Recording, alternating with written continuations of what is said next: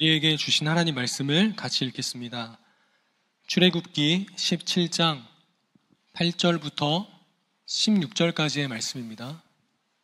출애굽기 17장 8절부터 16절까지의 말씀입니다.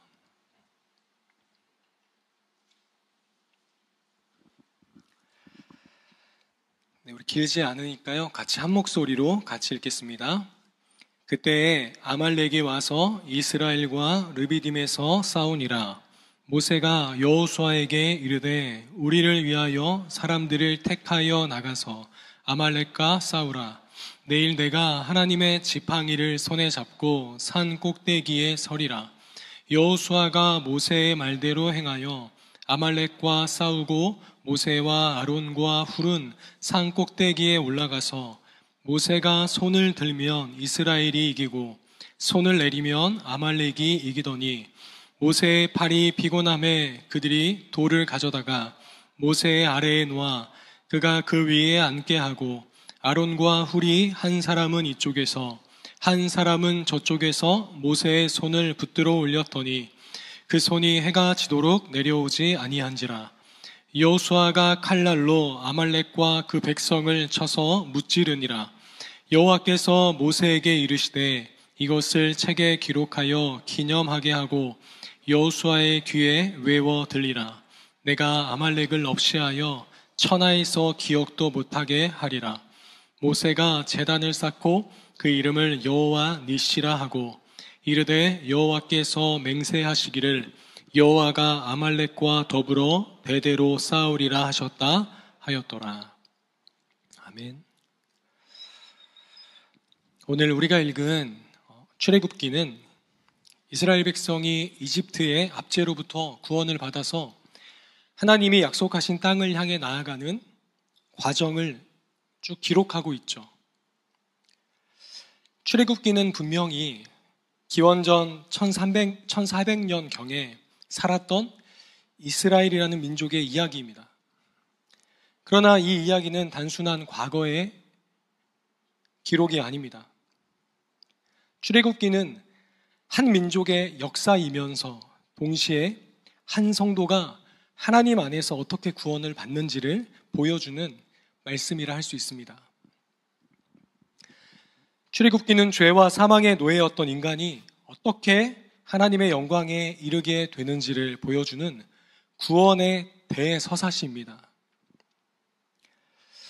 우리 출애굽기 2장 24절, 25절 말씀을 한번 떠올려 보겠습니다. 그 말씀을 한번 읽어보겠습니다. 같이 읽겠습니다.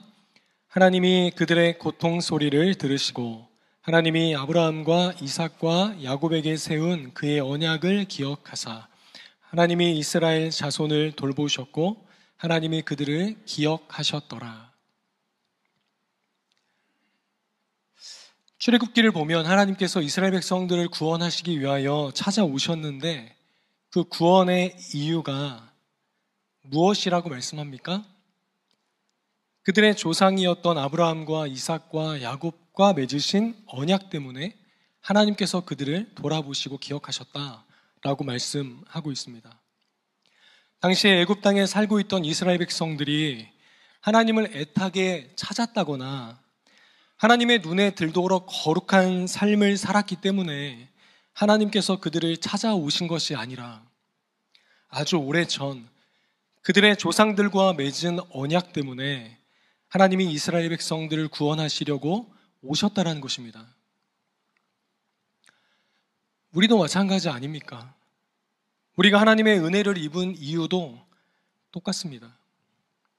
우리에게 어떤 사랑받을 만한 자격이 있어서 하나님께서 우리를 찾아오시고 구원해 주신 것이 아닙니다. 우리가 하나님의 자녀가 되고 하나님의 구원의 백성 된 것은 하나님의 언약 때문입니다.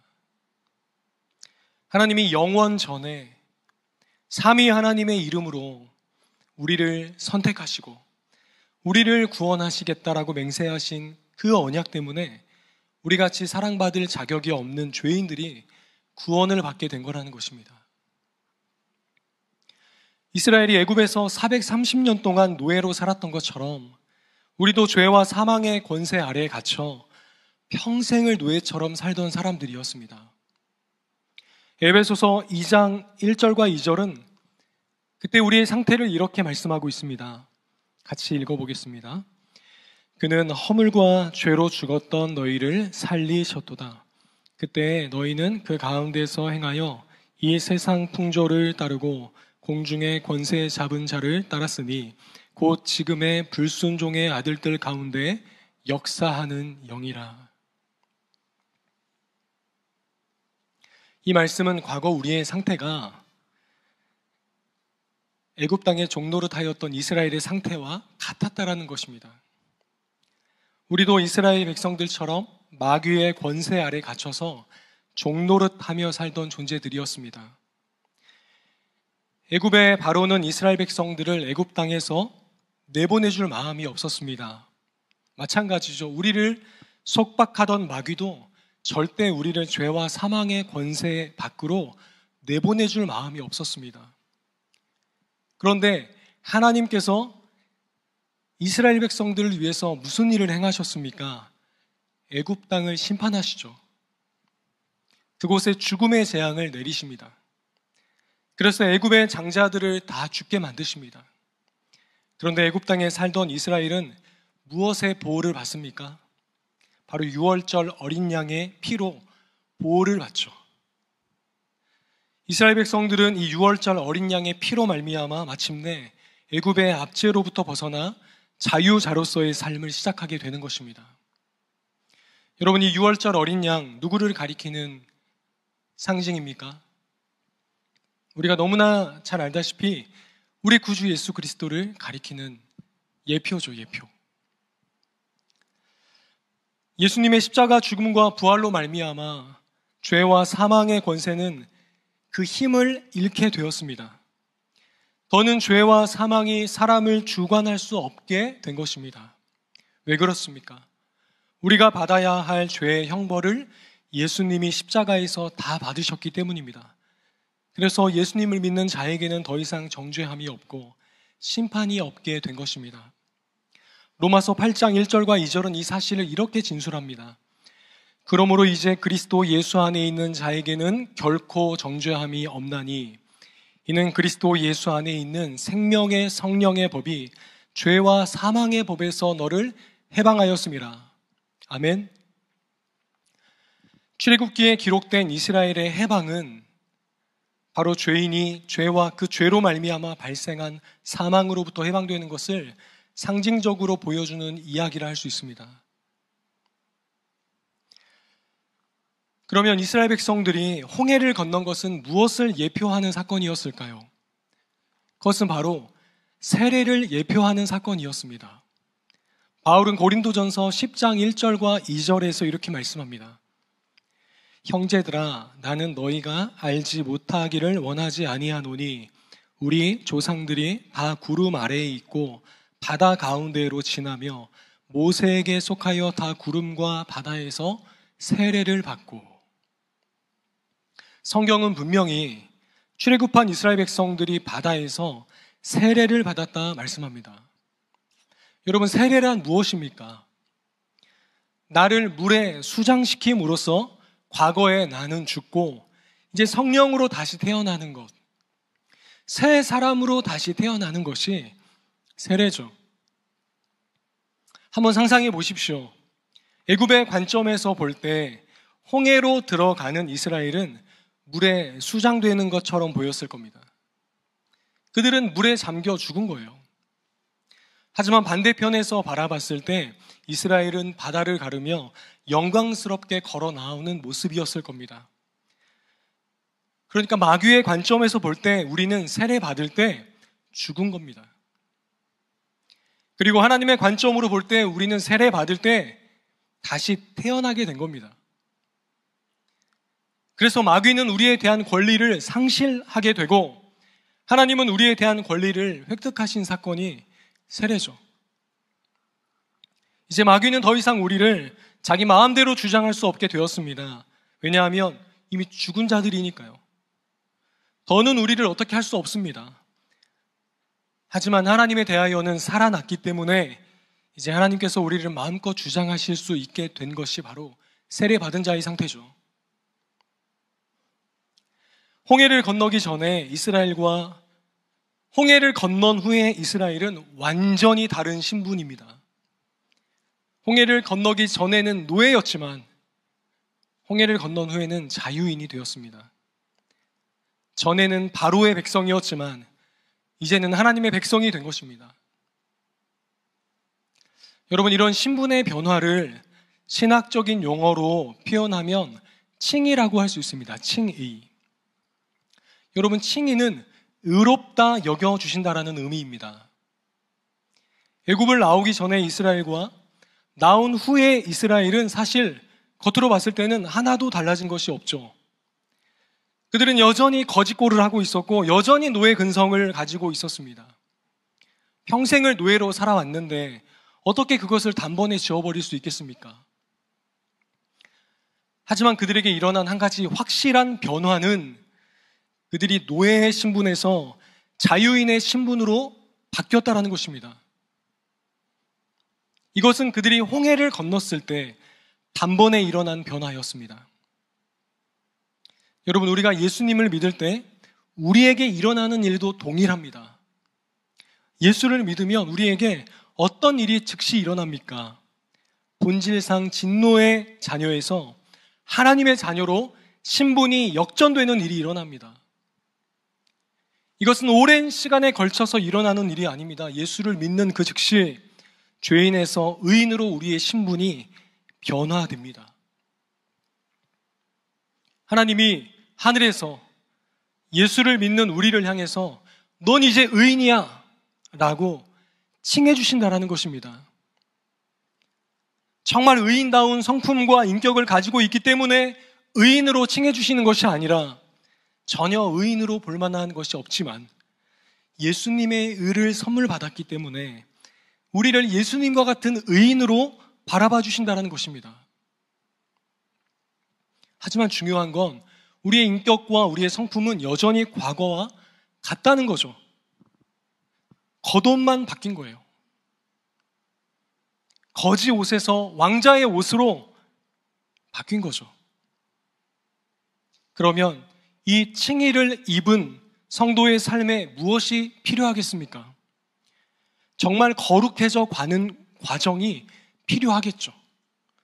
그 이름에 걸맞는, 그 신분에 걸맞는, 그 의복에 걸맞는 고귀한 성품으로 빚어져 가는 과정이 칭의를 입은 성도들에게 반드시 있어야 한다는 것입니다. 우리는 이것을 성화라고 부릅니다. 여러분, 신앙이란 예수님을 믿으면 그걸로 끝나는 것이 아닙니다. 예수님을 믿는 것은 신앙의 결론이 아니라 신앙의 출발입니다. 시작입니다. 예수님을 믿는 사람들은, 의롭다함을 입은 사람들은 반드시 이 성화의 과정을 거치며 예수님처럼 되어져 가는 과정을 지나가야 하는 것입니다. 칭의는 순간이지만 거룩해지는 이 성화의 과정은 평생의 과정입니다. 평생에. 배추에 양념을 버무리는 것은 하루면 그냥 되지만 그것이 제대로 익어서 깊은 맛을 내려면 시간이 오래 필요한 것처럼 우리의 존재도 그리스도의 장성한 분량에 이르려면 그런 인내의 시간, 성장의 시간이 필요하다는 것입니다. 그럼 이제 오늘 본문으로 한번 들어가 보겠습니다. 출애굽기 17장 8절은 이렇게 말씀하고 있습니다. 그때 아말렉이 와서 이스라엘과 르비딤에서 싸우니라. 성경은 홍해를 건너 광야로 들어온 이스라엘을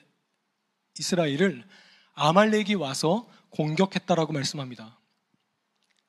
그런데 신명기서를 보면 이 아말렉이 참 비열한 방법으로 이스라엘을 괴롭혔다라는 것을 알 수 있어요. 신명기 25장 17절과 18절 말씀을 같이 읽겠습니다. 너희는 애굽에서 나오는 길에 아말렉이 내게 행한 일을 기억하라.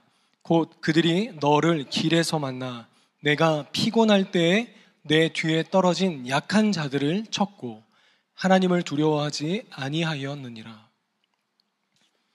아말렉은 뜨거운 광야길을 건너라 피곤에 지쳐있던 이스라엘을 공격했습니다. 그것도 가장 지쳐서 행렬에서 뒤처진 연약한 사람들을 비열하게 공격한 것입니다. 그래서 이스라엘은 어쩔 수 없이 아말렉과 전투를 치르게 돼요. 그런데 오늘 이스라엘 백성들이 아말렉과 전투를 치르는 방식이 독특합니다. 굉장히 독특합니다. 지도자인 모세는 전장을 떠나서 산 꼭대기로 올라갑니다. 그리고 그의 손을 하늘을 향하여 높이 올립니다. 그랬더니 산 아래에서 어떤 일이 일어납니까? 어떤 일이 펼쳐집니까? 모세가 손을 드니까 이스라엘이 아말렉을 이기는 거예요. 그런데 팔을 계속 들고 있으면 힘이 빠질 거 아닙니까? 그래서 팔이 내려오면 어떤 일이 일어납니까? 아말렉이 이기는 거예요. 모세가 손을 들면 이스라엘이 우세하고, 모세가 팔을 내리면 아말렉이 이기는 거예요. 산 위에 모세와 함께 있던 아론과 훌, 이 상황을 지켜보면서 이 전쟁의 승패가 어디에 있는지를 깨닫죠. 그들이 봤을 때 이 전쟁의 승패는 모세의 든 팔에 있었어요. 그래서 그들이 어떤 아이디어를 내냐면 돌을 가져다가 모세 아래에 놓고 모세를 거기에 앉히고 자기들은 양쪽에 서서 모세의 팔을 붙잡아 줍니다. 그래서 모세의 팔이 떨어지지 않도록 하루 종일 모세의 팔을 붙잡아 줍니다. 그래서 모세는 해가 지도록 손을 들고 있을 수가 있었던 거죠. 그 결과가 무엇이었습니까? 13절은 이렇게 말씀합니다. 여호수아가 칼날로 아말렉과 그 백성을 쳐서 무찌르니라. 여러분, 놀랍게도 전투 한 번 치러본 적 없던 이스라엘이 아말렉 군대를 무찔러 버립니다. 승리했다라는 것입니다.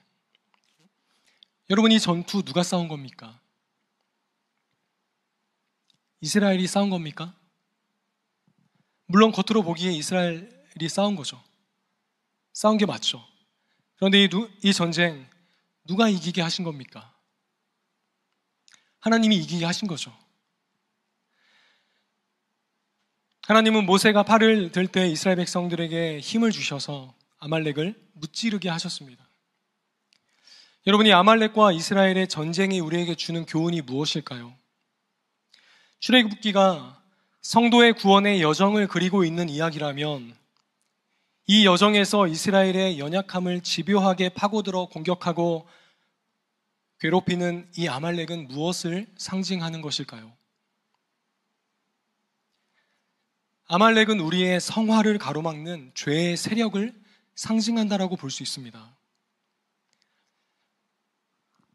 홍해를 건넌 이스라엘이 이 아말렉과 피할 수 없는 전투를 치른 것처럼 예수를 믿어서 거듭나게 된 사람들은 피할 수 없는 죄와의 전투를 치러야 한다는 것. 이것이 오늘 본문이 우리에게 가르쳐주는 중요한 교훈이라 할 수 있습니다. 여러분, 만약에 이스라엘 백성들이 그냥 애굽에서 종살이 하는 거에 만족하고 그냥 그 애굽에 눌러 살았다면 아말렉은 맞닥뜨리지 않아도 되는 존재였습니다. 하지만 애굽을 떠나서 새로운 삶의 여정을 시작하려 하자 아말렉이 공격하기 시작한 것입니다. 여러분, 마찬가지입니다. 우리가 예수님 믿어서 거듭나게 되면 하나님은 우리 안에 이전에 전혀 가지고 있지 않았던 새로운 성품을 우리 안에 심어주십니다. 이전에는 죄가 온통 우리를 장악하고 있었다면 거듭난 그리스도인은 이제 두 성품이 그 안에 존재하게 되는 것입니다. 하나님의 법을 즐거워하는 마음과 여전히 죄를 즐거워하는 마음이 거듭난 성도 안에 존재합니다. 그러면 그 안에서 치열한 전투가 벌어지게 되는 것입니다. 예수님을 믿지 않았다면 전혀 그런 갈등을 할 필요가 없고 싸움을 할 필요도 없는데 예수님을 믿었기 때문에 그런 갈등과 전투를 하게 된 거라는 것입니다. 여러분, 예수님 안 믿던 때에는 죄를 지어도 그냥 남들도 다 이러고 사는데 그러면서 합리화하면서 그냥 잘도 넘어가죠. 그런데 예수님 믿고 나니까 그게 됩니까? 그게 안 되죠. 남들이 다 그렇게 살기 때문에 나도 그렇게 산다라는 식의 자기 위로가 안 됩니다. 하나님의 자녀된 자들은 죄를 지으면 괴로워합니다. 왜 그렇습니까? 하나님이 그 안에 거룩한 성품을 넣어주셨기 때문입니다. 심어주셨기 때문입니다. 그래서 믿는 자들은 매일 끊임없이 죄와 갈등합니다. 싸웁니다. 마치 이스라엘이 광야에서 아말렉을 만나 공격받았던 것처럼 우리도 끊임없이 우리를 넘어뜨리려는 죄의 세력에 공격을 받습니다. 여러분, 마귀는 우리의 약점이 무엇인지 기가 막히게 잘 압니다. 그래서 끊임없이 우리의 약점을, 우리의 연약한 부분을 파고들어 공격하는 것이 마귀입니다. 여러분, 한번 생각해 보십시오. 우리가 짓는 죄가 대부분 어떤 죄입니까? 늘 새로운 죄를 짓는다기보다는 늘 넘어지는 지점에서 또 넘어지고 또 넘어지고 있지 않습니까?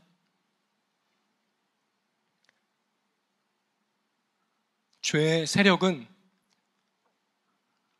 우리가 가진 강한 영역에는 도전하지 않습니다. 우리의 약점을 파고들어서 우리를 넘어지게 하고 또 넘어지게 만들어서 우리를 끔찍한 정죄감 가운데에 빠지게 만듭니다.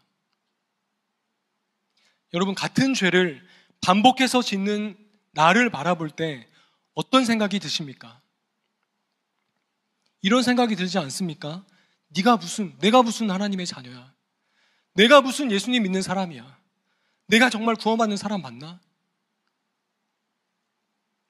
마귀는 우리의 약점을 공격해서 우리를 계속 넘어뜨려서 우리를 큰 정죄감 가운데 빠지게 하여서 결국 우리의 믿음 자체를 흔들어 버립니다. 이것은 성화의 길을 걷는 모든 성도가 필연적으로 경험하게 되는 일입니다. 예수 안 믿고 살았으면 모를까? 예수 믿기로 결심하고 믿음으로 살려고 하면 누구나 이런 갈등을 겪게 되는 것입니다. 오늘 성경은 성화의 과정에서 필연적으로 맞닥뜨리는 이 죄와의 싸움에서 우리가 어떻게 승리할 수 있는지를 가르쳐주고 있습니다. 이스라엘이 아말렉과의 전투에서 이긴 비결이 무엇입니까? 최신식 무기였습니까? 많은 병력이었습니까? 탁월한 전술이었습니까? 이스라엘의 승리의 비결은 모세의 든 팔이었습니다. 저는 여기에 성화의 놀라운 비밀이 숨겨져 있다라고 믿습니다. 여러분, 성화의 이 싸움은 누구의 힘으로 하는 싸움입니까? 이 싸움은 우리의 의지와 결단만으로 할 수 있는 싸움이 아닙니다. 이 싸움의 승리는 하늘로부터 능력이 공급될 때에 가능한 싸움이라는 것입니다. 하지만 그렇다고 하늘만 바라보고 있으면 성화가 이루어집니까? 그렇지 않아요. 이스라엘이 산 아래에서 열심히 싸웠던 것처럼 우리도 성화를 이루기 위해서 몸부림치며 성화의 싸움을 해 나가야 하는 것입니다. 여러분, 사랑의 사람이 되게 해달라고 기도하면 사랑의 사람으로 성숙하게 됩니까? 하나님은 사랑의 사람이 되게 해달라고 기도하면 사랑하기 어려운 사람을 옆에 붙여주셔서 우리로 사랑의 수고를 하게 하십니다. 저절로 되는 일은 없습니다. 특별히 성화에 있어서는 더더욱 그렇습니다. 죄와 피 흘리기까지 싸우는 노력이 있어야 성화가 일어나는 것입니다. 하나님을 온전히 의지하는 것과 나에게 주어진 책임을 다하는 것, 이것이 오늘 본문이 우리에게 가르쳐주는 성화의 원리입니다. 오늘 하나님은 14절에서 이렇게 말씀하십니다. 여호와께서 모세에게 이르시되 이것을 책에 기록하여 기념하게 하고 여호수아의 귀에 외워 들리라. 내가 아말렉을 없이하여 천하에서 기억도 못하게 하리라. 하나님은 언젠가 아말렉을 천하에서 지워버리시겠다라고 맹세하십니다. 여러분, 이 약속이 오늘도 죄와 싸우고 있는 우리에게 소망이 되기를 원합니다. 죄와 싸우며 때로는 넘어지기도 하고 좌절하기도 하지만 우리가 이 싸움을 멈추지 않는 이유는 이 싸움을 시작하신 이가 언젠가 반드시 이 싸움을 완전한 승리로 매듭 지어 주실 것을 믿기 때문입니다. 오늘 하나님은 모세에게 말씀하십니다. 15절, 16절을 읽겠습니다. 같이 읽겠습니다. 모세가 제단을 쌓고 그 이름을 여호와 니시라 하고 이르되 여호와께서 맹세하시기를 여호와가 아말렉과 더불어 대대로 싸우리라 하셨다 하였더라. 사랑하는 성도 여러분, 저와 여러분의 열심 때문이 아니라 하나님의 열심 때문에 언젠가 저와 여러분 안에 있는 모든 죄성이 다 소멸되고 점도 없고 흠도 없는 온전한 사람으로 변화될 거라는 것을 믿으시기를 바랍니다. 하나님이 언젠가 우리를 반드시 그리스도의 장성한 분량에까지 이르게 하실 거라는 것을 믿을 수 있기를 바랍니다. 여호와 니시는 여호와의 깃발이라는 뜻입니다. 우리는 여호와 하나님의 깃발 아래에 모인 하나님의 군사들입니다. 우리의 대장 되신 예수님은 이미 승리를 쟁취하셨습니다. 우리는 승리를 위해 싸우는 사람들이 아닙니다. 이미 승리하신 주님의 뒤를 따르며 승리의 면류관을 기다리는 사람들입니다. 그러니 수십 번, 수백 번 죄에 걸려 넘어졌다 하더라도 절대 낙심하지 마십시오. 주저앉지 마십시오. 하나님께서 이미 꽂아놓으신 승리의 깃발을 바라보며 다시 일어서서 새로운 발걸음을 뗄 수 있는 우리가 되기를 원합니다. 그러면 언젠가 반드시 결승점에 이르게 될 것입니다. 주님은 이미 무한한 값을 치르셨습니다. 그러니 절대로 포기하지 마십시오. 혹 죄를 지었더라도 주저앉지 말고 예수님의 보혈을 의지하여 다시 일어나서 다시 성화의 길을 걷는 우리 모두가 되기를 축원합니다. 그래서 주님의 날에 점도 없고 흠도 없는 거룩하고 정결한 모습으로 하나님 앞에 다 서게 되는 우리 모두가 되기를 주의 이름으로 축원합니다.